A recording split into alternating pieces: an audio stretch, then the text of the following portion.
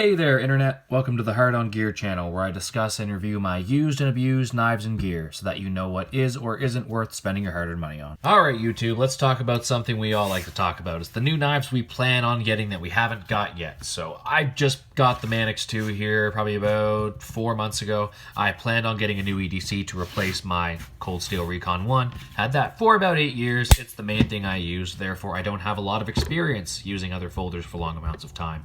So, there's other knives that I wanted to get other than the Recon one, such as the 940-2 and the Paramilitary 2. Those were the two closest competitors for this. So a few of the knives that you're not going to see on this list that would have been perhaps a few months ago. One of those knives is the 940-2, for one of the first ones on the list for me to pick up for this channel to start playing around with, so I can get a good comparison between the axis lock and the ball bearing lock from Spyderco. Also grabbed the Model 2 Rat from Ontario Knives, so I just wanted to get that generic model because, again, the Rat models are things that everyone carries, and you might see the Rat model number 1 on my list here. So we've also got the CRKT M16, the full-size version, which I've recently ordered to fix my blunder of ordering the smaller EDC size.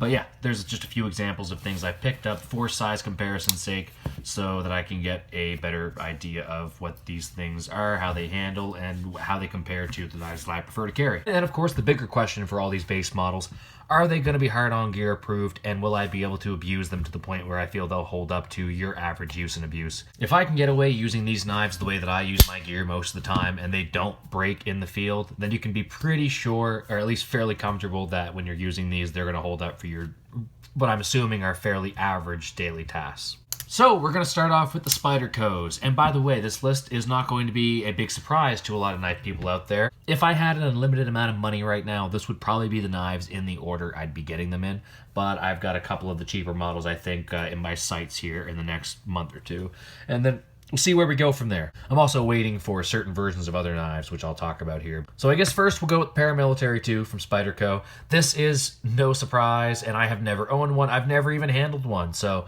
it's one of these things that if you're going to have a knife channel and you have never owned or handled a Paramilitary 2, I mean, it's going to be not too long before I start getting called out on that. And you can say what you want. Everyone can have their own opinions. You don't need to own a Paramilitary 2. But I feel like it would almost be a disservice to myself not to experience what everyone seems to go on and on about. The Manix 2 gets just as good of reviews, honestly, if not better in a lot of the comparison videos. But I need to get my hands on a PM2 to know exactly what it's all about. You'll likely see me wait and hold off for the PM2 in crewwear, the Micarta version that's recently been released and teased by Spyderco. It's supposed to come out sometime here in the near future. I am waiting and watching the sites, and in Canada it's going to be a little harder to get your hands on one, I'm sure, but I'm going to see what I can do about ordering one from one of the US sites or whatever. Customs are a pain in the ass with knives, getting them across the border to Canada. I might get a more generic one in the meantime just to try it out, different blade steel perhaps, or I might get a standard black G10 S30V satin finished one, just so I can do a really good comparison between the PM2 and Manix 2. Ooh, and then I don't have to wait to get PM2. Okay, we'll see what happens with that one, but the PM2 is going to be coming up soon in my future. Next, number 2, we've got the Spyderco Shaman. Shaman, whatever you want to call it. I prefer Shaman. The Spyderco Shaman is a little bit larger than the Spyderco Manix 2 or the PM2. A little bit beefier, a little bit more simple in its design. Not as well cut out and well jimped and well textured as the Manix 2. And it's not quite as flimsy as the PM2.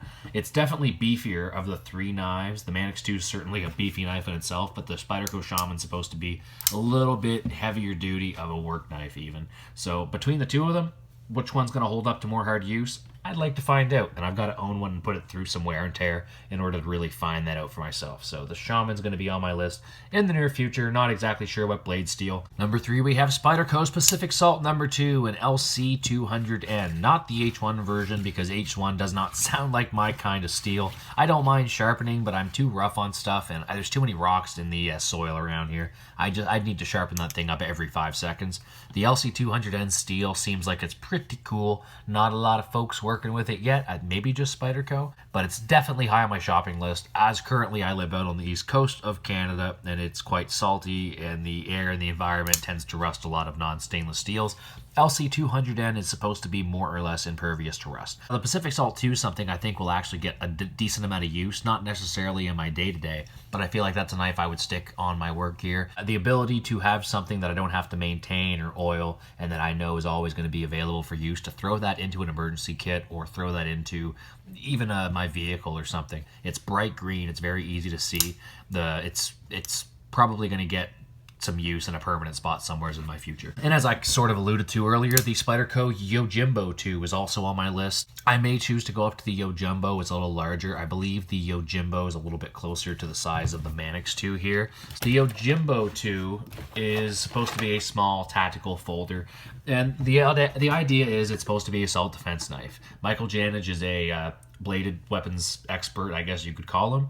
Does a lot of tactical self-defense and all that kind of stuff with bladed objects, and different opinions on how effective different knife tactics are. I'd say his is better than a lot of the shit you're going to find on the internet. But he designed the Jimbo 2 and the Jimbo and, well, the Jimbo 1 and the Ronin knives, I suppose, as well, as fixed blades and folding knives that had the Wharncliffe style blade with maximum cutting potential for a self-defense situation. Also, very good penetration with the Wharncliffe style blade.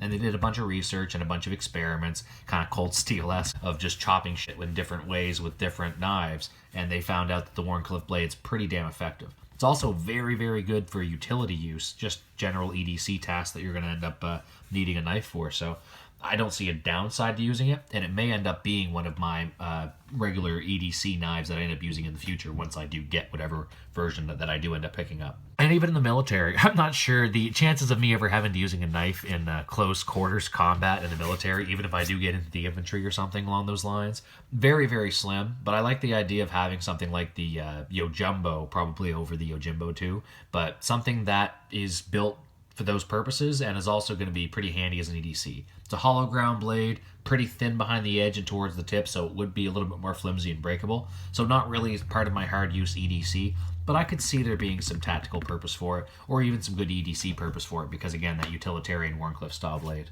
The last Spyderco on the list, Spyderco number 5, is the Delica. It is the smaller version of the Pacific Salt 2 or Endura model type blade. The Spydercos tend to have a larger model and a smaller model of each blade style, designed by either Eric or Sal Glesser or both. Like you've got the PM2 and the PM3. You've got the Manix 2 and the Sage, the NATO 5. They're pretty much all that same spear point style blade. Yeah, I guess the Jimbo and the Jumbo. And then you've got the Endura / Pacific Salt and the Delica. Yeah, a lot of folding knives have a larger or smaller version just to appeal to different folks who enjoy, like the M16s or the Rats or anything.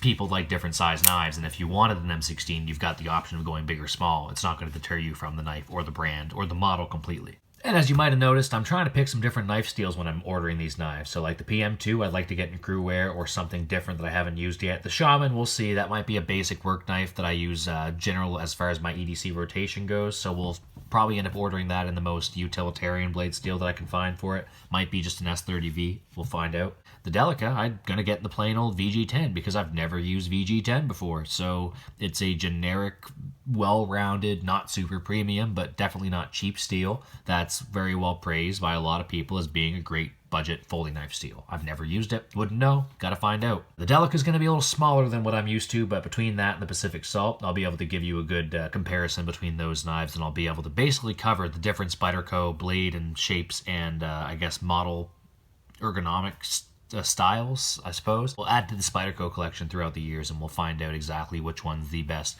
and the most hard-on-gear approved. But I think I might have already figured that out, and I'm hoping I made the right decision with this Manix 2. So out of the Spydercos, the Cold Steel Code 4, it's smaller than the Recon 1. It's a little bit less overbuilt than the Recon 1. It's definitely thinner, definitely lighter, definitely a little bit more pocket-friendly, definitely a little less scary to people when you haul it out. So the Code 4 is going to be probably the EDC choice for me as far as cold steels go. The American Lawman, I'm not a big fan of it. I don't like the handle to blade ratio. I've never used it. I shouldn't really talk about it like that until I've got my hands on one. Maybe I'll pick one up in the future, but as far as other cold steels, the Code 4 is pretty much near the top of my list. I'd also like to grab a new Cold Steel Recon 1 and S35 VN. maybe even a CTX XHP if I could find one on the secondary market. The other Cold Steel coming in at number 7 is the Cold Steel AD10, the Andrew Demko design that basically changed hard use folding knives as far as the durability category goes. There is probably not another folding knife on the planet that could stand up the amount of abuse that the AD10 could handle. Or perhaps the only other ones would be other Cold Steel and Andrew Demko knives. So we'll see what happens here with the Cold Steel future, but there's definitely going to be a few more Cold Steel folding knives in my collection because the Recon 1 served me too well. And keep in mind, this is just the OS 8 version that I've used for all these years, and it's held up just fine. Very easy to sharpen. Doesn't hold an edge super great, but whatever. It's not that big of a deal. I'd like to find out what the new steels, how the new steels hold up with this. No reason not to try out some more Cold Steels. Number 8, the Benchmade Griptilian. When I was ordering my first Benchmade, I had the Griptilian in my cart. I almost ordered it and I said, screw it, I'll pay the extra money. This is the one I actually want. The Griptilian's just going to be a size comparison knife. The 940 I figured would actually get used. If nothing else, I'd use it for a dress-up knife.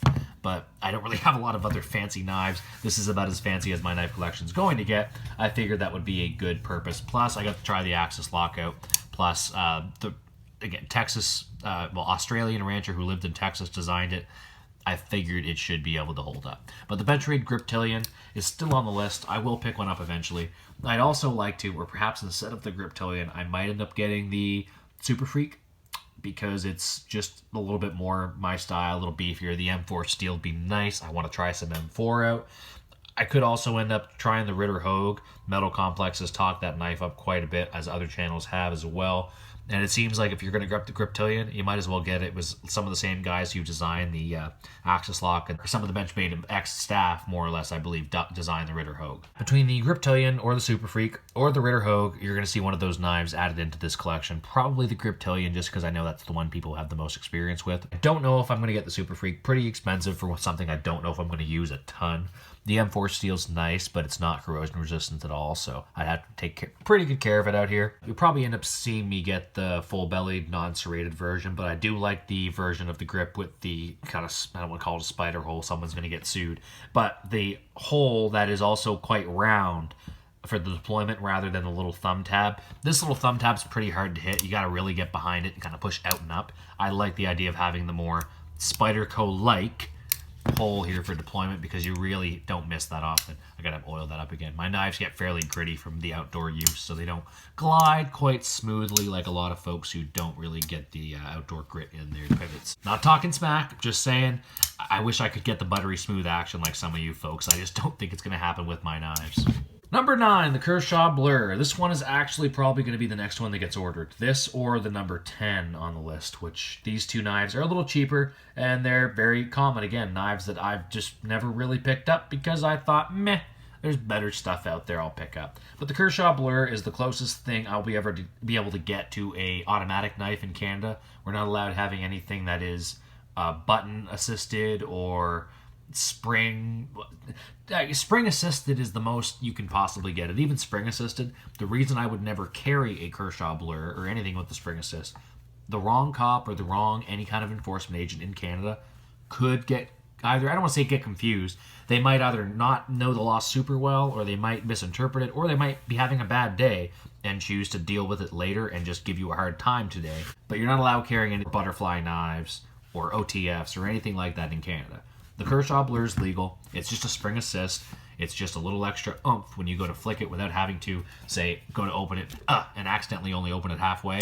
Once you get it past a certain point, the spring takes over and it flies open. But, again, not something I'm going to EDC too much. Something I'll pick up for experimentation for you folks so I understand. Okay, I'm not that selfless. It's also for me so I can order some of these cool knives. But I want to try it in M4 steel. It'll give me probably a cheaper option than the Benchmade Super Freak to get an M4 knife for about 120 bucks Canadian.